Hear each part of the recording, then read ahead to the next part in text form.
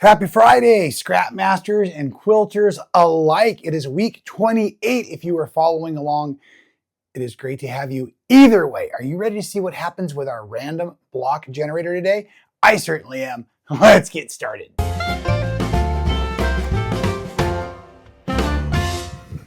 And that is right. Welcome back to So Well with Rob Appell. And I am so blessed to see all of you out there. It is great to be home, if even for just a couple of moments, as it feels like, coming in hot from the retreat we just had in Texas, the first mega scrap masters event, and my gosh, it was fantastic. And I've got some big news to share with all of you.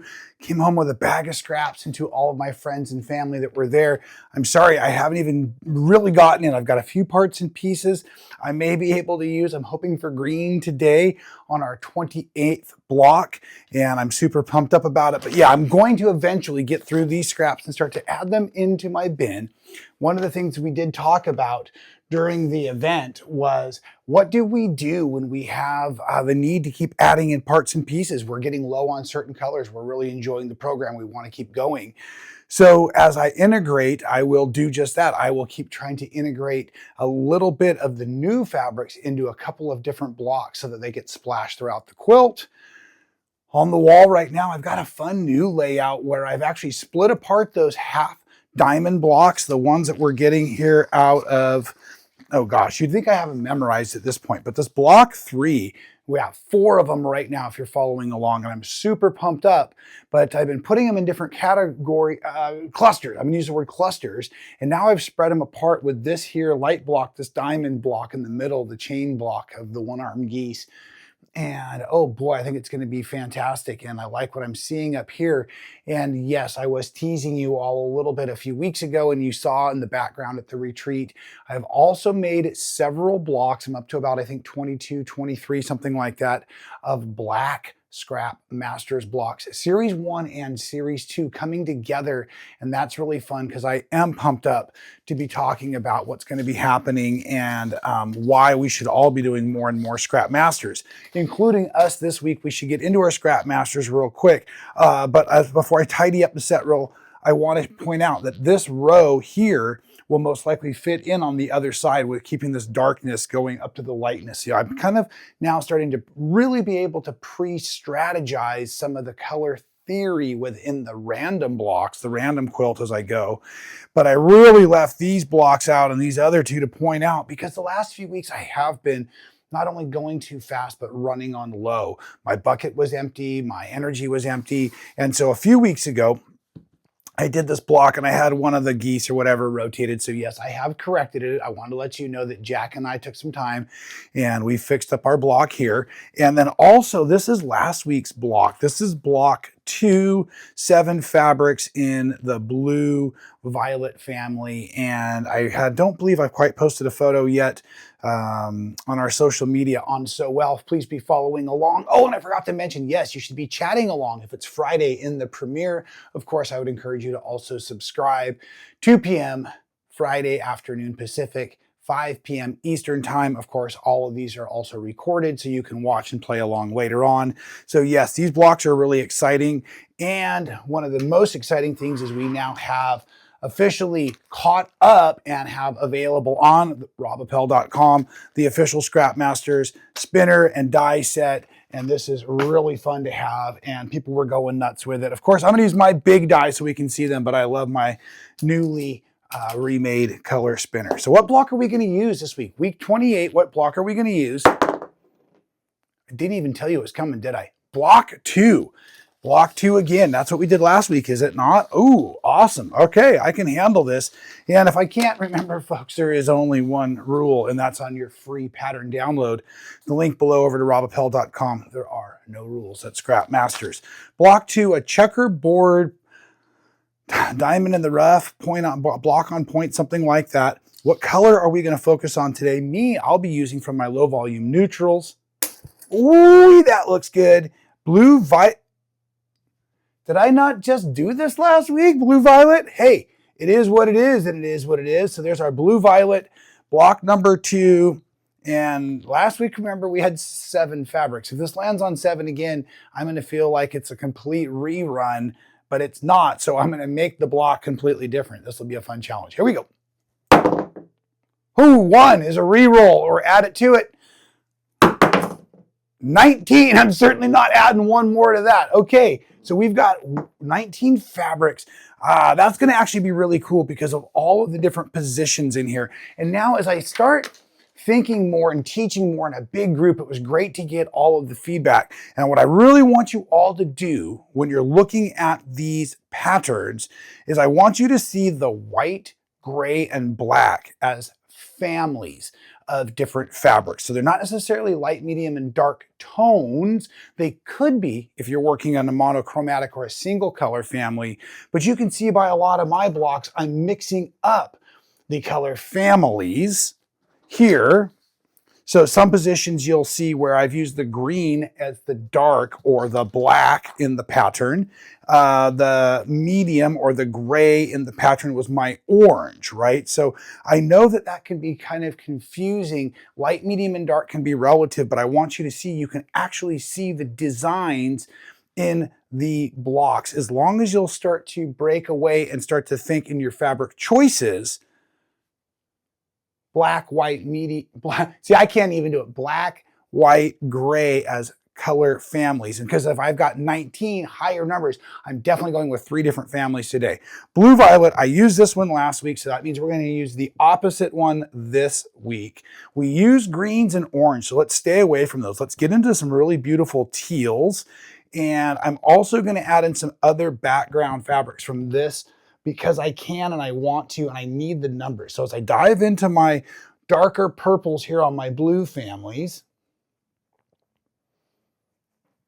I'm going to choose all 3 of those as what will now be seen in my white space.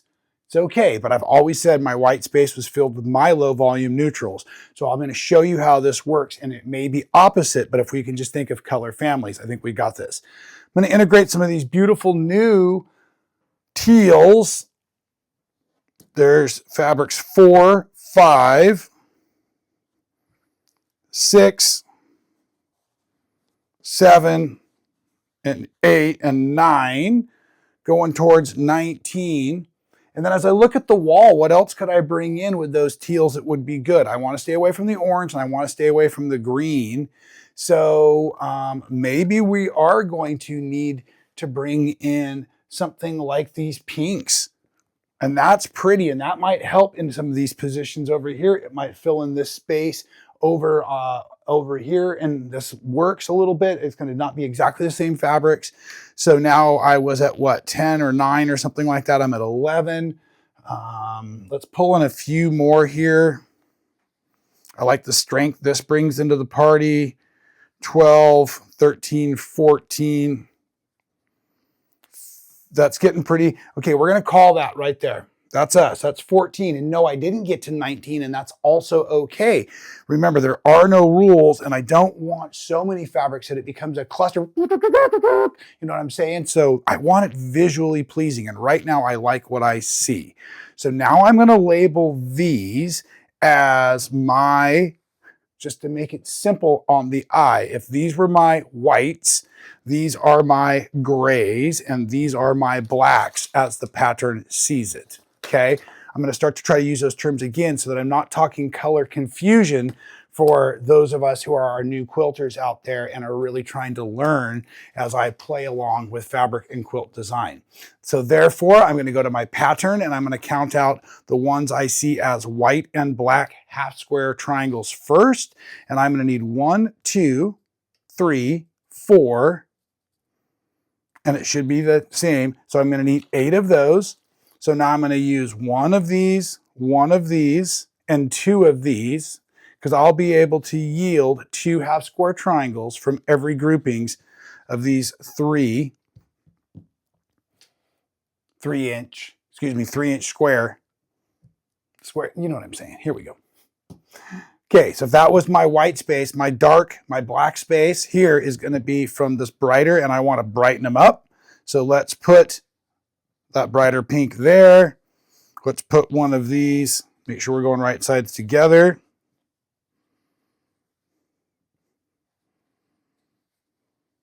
So those will be the 4 black and white half square triangles yielding 8 that are necessary. Now, we're going to need the same 8 for the white and the gray. Okay, so here's our white. Now I'm just going to make 2 of each. And then this is my gray. Okay, so those all now to become half square triangles. Let's count out our squares we're going to need. Of my squares, I'm going to need no white squares. So of the gray colored family squares, I need 1, 2, 3, 4. So I need 8 of those. And remember, here's my gray. So I'm going to cut these into squares. So I want to try to get at least 1 representation from each fabric if I can.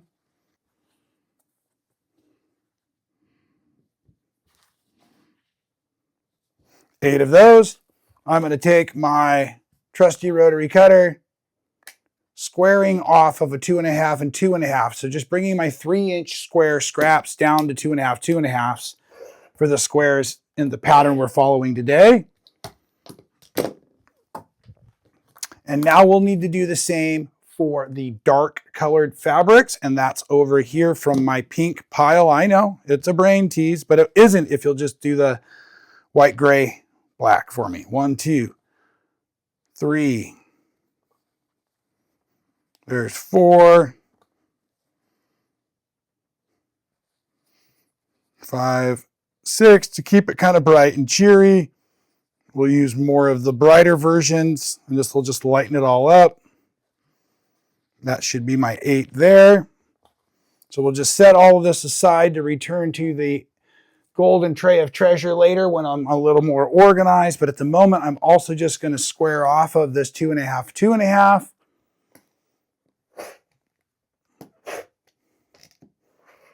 Make sure I've got a nice cut there. And now I'm just going to roll my edge guide out of the way. I'm going to follow an imaginary line down the center. You might want to draw that for yourself. And I'm going to drop my needle down so I can chain piece following that edge on that corner there and my edge tape. All of these one side first. Once you've gone and chained all those, I'm going to cut them apart and prepare to go down the other side. Following that same guide, but it's also easy now. You have a second thread line to watch. Keeping that parallel, we'll trim between that in a moment. And that moment is now. What I'm going to do is I'm going to lay a straight edge corner to corner to protect my hands and my work. And I have spliced or sliced, I should say, those in half, creating 2 half square triangles that I'm going to trim now to 2.5 inches. I love my slotted trimmer, so threads on the dotted line there or under the dotted line, trimming both edges, and I just eyeball to dog ear as I go. Now, one of the things I want to really talk about today as kind of a follow-up from the retreat time I spent is the first several roll and spins of the blocks we did were catastrophically challenging for most. And that's because I think I gave everyone a bit too much time to work and think and perseverate over their fabric choices. And here's why, folks. When we're doing regular quilts, I think a lot of times we're trained looking for, excited by having the same block, the same piece of fabric end up beautifully in the same position all around our blocks, all around our units. And that creates harmony and peace, both internally in us while we work, but also in the project itself, right? That's that balance. But as you can see on the quilt behind me, the quilt that was made in series 1 with 35 weeks of randomly making 1 block at a time, no idea what was going to happen. But the key was I had pre-organized my fabrics. Even if I'm adding to them like I did today, by bringing in new parts and pieces, they're curated so they all look lovely together, and that's the key. So I want you to all start thinking about your scrap masters more like I do, please, so that if you can enjoy it more and learn more, and that is quickly choosing your fabric parts and pieces. The number really is important, so I can go through. Even if I didn't get to 19 today, I got to 14, 15, whatever it was. And then I was able to quickly match my whites, grays, and black unit pieces, my fabrics, based on what I could see in the pattern needed as the half square triangles and the squares. So I was never really picking which two fabrics went together, only that the fabrics in the combinations would be cool together. So no matter which ones they were, I was matching solid and print, bright and kind of dark. Remember, we were talking about that. And so I think that's the next key we need to understand, is your fabric choices are kind of randomized, so that when you then start to press open your half square triangles, or we open our piles of squares, it's a whole variety. All the pieces are chosen this week to go together, like every week. And all of the fabrics themselves, we want to make sure fit into the quilt nicely. So as we add new fabrics, we want to make sure that we're, like I said, really bringing in, keeping and respecting that palette as we go, and also trying to make it so that we have a spread of those new fabrics throughout the quilt. So use them in your light squares, your dark squares, all of those different things. And that's why the white, gray, and black of the fabric read, I think, is important for us to all understand. It doesn't have to be light, medium, and dark. The way the blocks are designed, they just need to have contrast. So whether it's monochrome or multiple tones or multiple fabrics, multiple colors, let's start thinking families and picking them quickly, because in a moment is, I think, where the fun comes, because all of these parts and pieces will quickly be ironed open so we can look at them and see what we have. And that's where I'll really start to design the block and pick where each fabric goes, trying to make sure that the fabrics don't touch each other as I design out. And well, you'll see here in a second. So as I'm ironing this week, I'm pushing all half square triangles towards the blue violet color family, because I'm using it in both of them, and then I'm stacking them back into their color families respectively, so we can design with ease as we come down onto the table here. Make myself a little more room. As you know, I like to work right in my center, and I'm going to go ahead reading the pattern and remembering that my red pink family are what I'm considering now to be my darkest. So those are going to start in this upper left center with what would be your white fabric family pointing out. And then I'm going to go big for some variety here, like this. To show the space around, the white space around, I'm going to come in. Actually, I'm going to offer, we're going to need to get these on the opposites. The reason I made that switch is so that I didn't have these two fabrics touching and these two fabrics clustered in. I can use this one on a different side. Now, the easiest way to really start to translate this pattern out is, remember, these are what I've been starting to call like a one-armed flying goose once they start to stack in a row. And with your, now we can even refer to it as cool colors the way I've done it, but that might get confusing again today. So I can start to stack, align, trying to focus on different versions of the fabric choices. And then when I place this back in, I don't want to get too redundant so that pieces all fall in the same locations. And you'll have 3 across, and then you'll have 1 more in each of the resting spaces. I may have missed a count. Do the same following your other color combinations.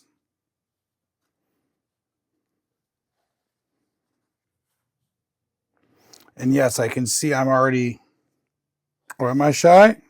I think I am. So yeah, I need to make 2 more half square triangles real quick. My count was off. I'm sorry, I needed 5 and 5 earlier, not 4 and 4. I'll make those real quick. And the good news is I think I'm getting a lot closer to that 19 fabrics now, because as I reevaluated, as I looked at what was coming together, I grabbed a couple of new fabric choices to integrate in with my blue violets. So I'm going to actually want to mix those a little bit about on the table. So I've gone ahead and divided them up here so I can have one over here, and I'll switch that so it's correct. Switch that so it's correct. Okay, now as we get ready to start laying in the square pieces, we're just going to do that checkerboarding effect. So wherever you saw the family from the black and white, you're going to now see the grays popping in, or checkerboard, or where I've got my pinks, and we'll just go to teals. Let's see if we can go.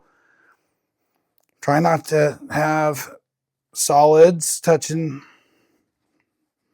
And I'll probably bring my blues down here a little bit more because they're over here on this side.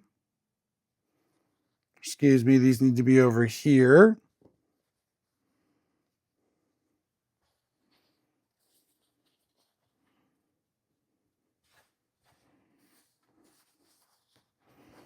Then I start to put in the pink spaces. I do have a lot of solid pinks in here, and that's okay. Awesome. Okay, now last little check. If I can, I'll have my stripes heading in slightly different directions and anything like that. I've locked down my 1/4-inch seam, so now it's time to just kind of keep my reference handy, and I'm going to start stitching my blocks together as I go. And while I'm doing that, I'd like to talk about the grateful list. So yes, if you're new to the show this week, one of the things we think is very important is to discuss what we are grateful for. And in doing so, maybe I should slow down. I've got kind of a new technique, and I don't want to discuss it yet because I'm not great at it, but I'm going to change my sewing from top to bottom. I used to go bottom to top, so no concerns. Just we'll get back to this in another week, in another show, when I can describe it a little bit better. But as I want to start talking about our grateful list this week, and I should have mentioned the theme. I wanted to add in a theme for the week, and I keep forgetting. Trajectory. I think last week was hanging on by a thread or something like that, but this week it's trajectory, because I did have such a fantastic event, and I did have a great time with my friends while I was out there, and things started to really take off. So I feel like that trajectory is going, and that is actually number 1 on the grateful list. It was going to be number 2, but I'll just switch it around right now, because with that trajectory, I keep talking about something super exciting coming up. And that is right, folks. I just got the acceptance letter. I will be teaching this year at Houston International Quilt Festival. I believe I get to teach on the Thursday, Friday, Saturday of the show. I'm very, very excited. And Scrap Masters, folks, will be one of those workshops, and I'm pumped about it, as well as my Super 60 sampler and my double tumbler. I've got some paperwork to finish out, but I have been accepted. And so if you're at all interested in coming to Houston and taking one of my workshops, I think we're going to do a countdown to Houston coming up and have some real fun as we prepare our cadets for going way outer space. We're going to the moon and back, folks, quilt-wise. This is going to be amazing. And I'm really, really pumped up. So I'm going to take that trajectory, that one piece of positive news, and write it like the best tsunami ever and go as far as I can with that. I'm really excited about it.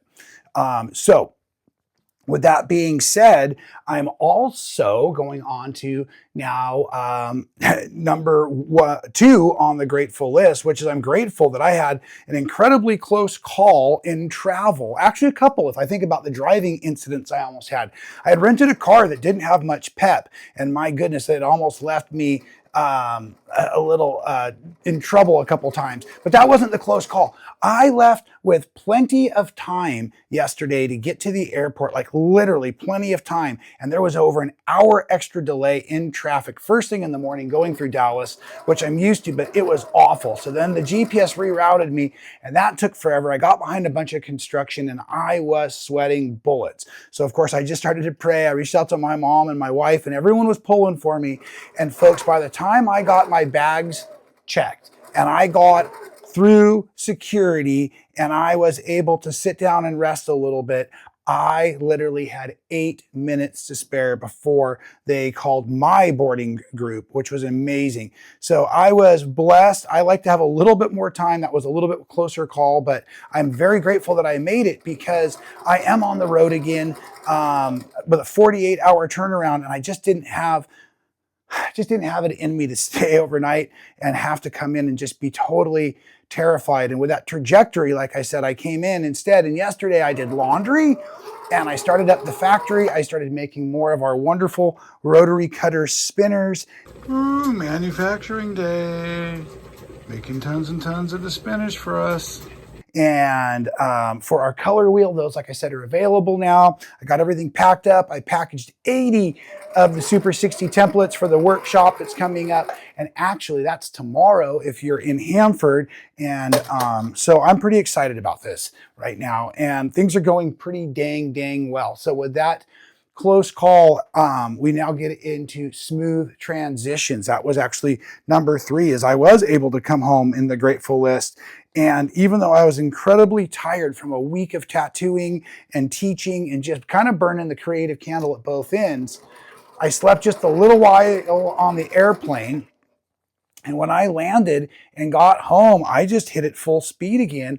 And I'll tell you what, I was able to get so much done yesterday. So that smooth transition, I'm all packed. I'm all ready to be part of the newest event.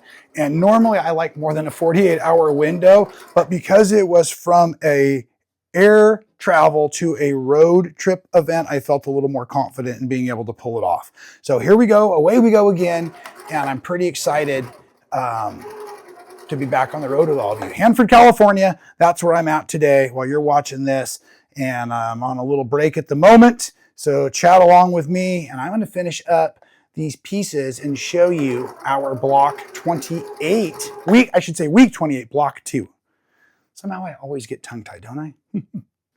So what I'm actually doing with my patchwork now is what I think folks refer to as webbing, but I'm not proficient at it, so I'm not describing it. I'm just practicing it here live on camera. But you can see that all of my pieces are connected still, and I'm hoping they are all still in order as I go. I played with it a little bit in making those black blocks to just speed up the efficiency and to quiet down the slamming of the thread cutter a little bit. I mean, that was a lot of sewing I did in a hurry to get those done, and saving thread and just keeping everything tidy and organized. I think I'm going to like it. I was showing it off at the retreat, and some of my gals that have been to a lot of workshops said, oh, we've learned that. It's called a webbing. And it might have been a Bonnie Tucker, maybe Deb Caffrey again. I'm not sure. So I don't know. I should look it up before I really start to talk about it. But I think I'm going to like this, folks. What I don't really have is good tips for ironing. I was forcing my seams together on the last few blocks. I'm going to see if I can kind of try to dance them together a little bit better here. But I just don't see how I'm going to be able to do that. Maybe a little encouragement. I don't know. It seems kind of weird. Maybe I'm just going to have to force them again. Well, we'll give that a try. Hey, if you know that answer, why don't you start typing in the comments below and help me out here today? What am I supposed to be doing right now so I can lock those? Maybe I just needed to get the first one pressed and that'll start it. I don't know if I want to spend the fastidious time to manage every seam. That seems like it's going to go against the efficiency theory. But I still did stay very organized. Yep, I can see those ones already. They're nested, but they're going in opposite directions now. So I'm just going to kind of let the seams do what they want. That's kind of how I parented my children. I'm surprised they turned out as amazing as they have. No, I'm kidding. They're incredible kids, and that's because my wife did all the hard work. I'm just going to wrestle with this for a minute. I'll be back with it all pressed, I hope, maybe, or tangled up or something. We'll see what happens.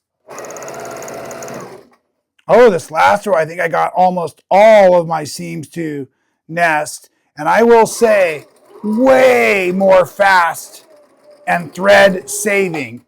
Probably a tiny bit more sloppy for me. For you precision quilters, you would never do that. For me, Captain Carefree here, I think it's gonna, well, that'll quilt out. And I'm excited. Look at this block, folks. Okay, once again, block 2 weeks in a row. So that means next week we won't do it if we get a second block, the third block too. But look at how, even with the same color combo for me to start with, look at the difference in those 2 blocks. And this is why I love the Scrap Masters and the theory and everything. So folks, if you are listening today, I hope you really picked up on that. With your fabric choices, I want you to go quickly. I want you to think in color families. Even if it's monochrome, that's when you're going to think of a light, medium, dark. But every other time, I want you to think in groupings or color families, reading your pattern as white, gray, and black. Then you can adjust your light, medium, like maybe I've got lighter, medium, dark on the actual units here. Here it was the same kind of basic choices, and this will give you the opportunity to do all kinds of amazing different things with each and every week blocks. Blocks are free. Don't forget, please Subscribe here to So Well with Rob Appell. Check out our Facebook group, So Well Rob Appell. Answer the 3 questions so I'll let you in knowing you are a true scrap master quilt maker and party kind of person like myself, having a great time in fiber and health, all of those kinds of things. So blessed to have all of you here. Have an amazingly creative week in doing whatever it is you are all doing. Keep those hands busy, folks. And until I see you again, please stay well.